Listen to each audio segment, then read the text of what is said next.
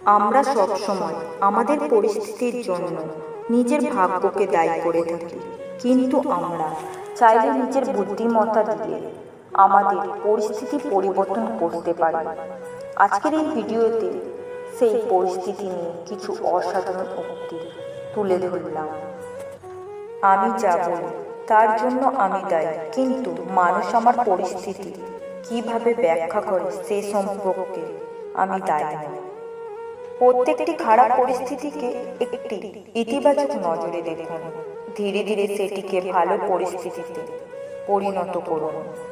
অসহনীয় পরিস্থিতিতে কিছুই না করার জন্য বুদ্ধিমান মানুষের সেরা অজুহাত হল নিষ্ঠুর বাস্তবতা।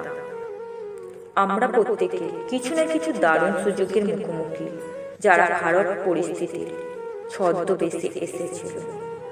একজন ব্যক্তি যে পরিস্থিতির যতই হতাশার হোক না কেন অন্যকে আশা দেয়, সে একজন সত্যিকারের নেতা। জীবনে আপনাকে প্রতিটি পরিস্থিতি সর্বোত্তম করতে হবে, আপনাকে আপনার কাজ চালিয়ে যেতে হবে। জীবনে জিনিসগুলি কেবল ঘটে এবং তারপরে আপনি পরিস্থিতির সেরা রাস্তাটি তৈরি করেন এবং এভাবে জীবন চলতে থাকে। আমি ঈশ্বরের সমস্ত গৌরব প্রদান করি। এটা এক ধরনের জয়, জয়ের পরিস্থিতি, মহিমা তার কাছে যায় এবং আশীর্বাদগুলি আমাদের ওপরে পড়ে।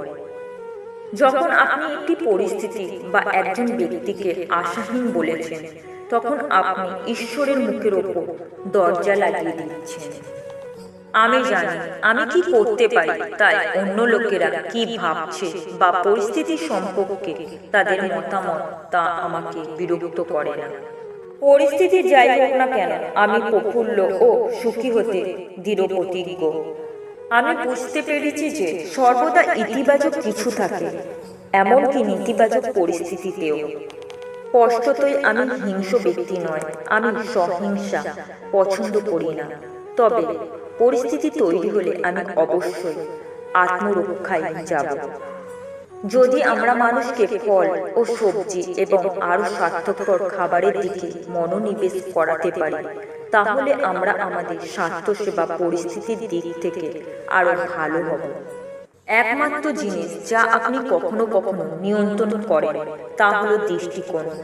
আপনার পরিস্থিতির ওপর আপনার নিয়ন্ত্রণ নেই, কিন্তু আপনি এটি কিভাবে দেখেন সে সম্পর্কে আপনার একটি পছন্দ আছে। যদিও কখনো কখনো এটি খুব কঠিন, তবে আপনি যদি যথেষ্ট কঠিন থাকেন, তবে আপনি প্রতিটি পরিস্থিতিতে ইতিবাচক কিছুই খুঁজে পাবেন। অস্বস্তিতে ভয় পাবেন না। যদি আপনি নিজেকে এমন পরিস্থিতিতে রাখতে না পারেন সেখানে আপনি অস্বস্তিকর, তাহলে আপনি কখনোই বড় হবেন না, আপনি কখনো বদলাবেন না, আপনি কখনো শিখবেন না। আমি কিছু পরিস্থিতিতে সাড়া না দিলে আমার বিবেক আমাকে নাড়া দেয়। আমি অনুমোদিত সহিংসতায় বিশ্বাস করি, অহিংসতায় নয়। আমার জন্য দুঃখের গান গাওয়া প্রায় পরিস্থিতির নিরাময়ের একটি উপায়। এটি অন্ধকারের বাইরে খোলা আলোতে আঘাত পায়। পরিস্থিতির সংকটজনক হলে অপ্রচলিত চিন্তাকে উৎসাহিত করা বিশেষভাবে গুরুত্বপূর্ণ। এই মুহূর্তে প্রতিটি নতুন শব্দ এবং নতুন চিন্তা শোনার চেয়েও মূল্যবান। আমি কিছু পরিস্থিতিতে সাড়া না দিলে আমার বিবেক আমাকে নাড়া দেয়। আমি অনুমোদিত সহিংসতায় বিশ্বাস করি, অহিংসতায় নয়। যে কোনো কাজ প্রায় কোনো কাজ না করার চেয়ে ভালো, বিশেষ করে যদি আপনি দীর্ঘদিন ধরে অসুখী অবস্থায় আটকে থাকেন। যদি এটি একটি ভুল হয়, অনন্ত আপনি কিছু শিখতে পারেন, সেক্ষেত্রে এটি আর ভুল নয়। যদি আপনি আটকে থাকেন, আপনি কিছু শিখবেন না। আপনার জীবনে এমন একটি সময় থাকে যেখানে আপনি নিশ্চিত নন যে আপনি কোথায় আছেন। আপনি মনে করেন সবকিছু ঠিক আছে, কিন্তু কিছুই ঠিক নেই। তারপরে একদিন আপনি জেগে উঠবেন এবং আপনি যে অবস্থায় আছেন তাতে আপনি নিজেকে পুরোপুরি চিন্তিত করতে পারবেন না।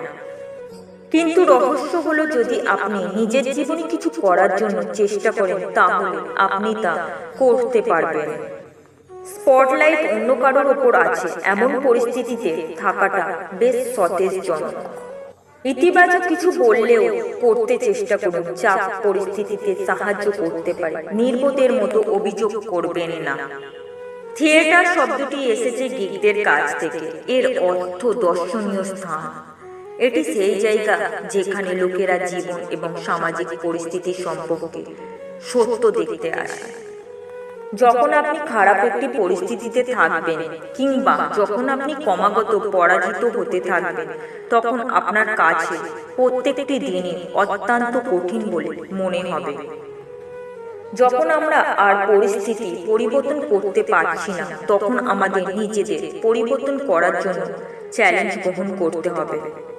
যদি কেউ আপনাকে কিছু ক্ষতিকারক বলে বা আপনাকে নিজের প্রতি খারাপ মনে করে, তাহলে আপনাকে কেবল ইতিবাচক থাকতে হবে এবং এগিয়ে যেতে হবে, কারণ তারা হয়তো আপনার সম্পর্কে অনেক কিছু জানে না অথবা তারা পরিস্থিতি বুঝতে পারে না। সর্বদা মনে রাখবেন যে আপনার বর্তমান পরিস্থিতি আপনার চূড়ান্ত গন্তব্য নয়।